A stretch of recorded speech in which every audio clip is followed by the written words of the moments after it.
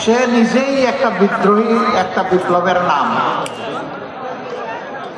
সে আধিপত্যবাদের বিরুদ্ধে কলম ধরেছিল, এটাই তার অপরাধ।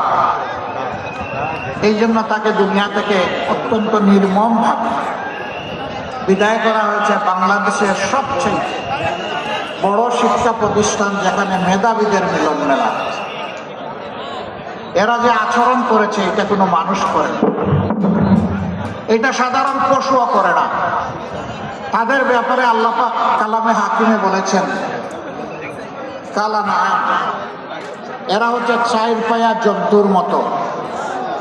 এরপরে বলেছেন বালহুম আদল্ল, এরা ওই জন্তুগুলা, অবুঝ জন্তুগুলার চাইতে আরো খারাপ, আরো নিকৃষ্ট। আল্লাহ তাআলা ওই প্রাণীগুলাকে বিবেক দেন নাই, মানুষকে বিবেক দিয়েছে। তাকে কিভাবে পিটিয়ে পিটিয়ে নির্যাতন করে।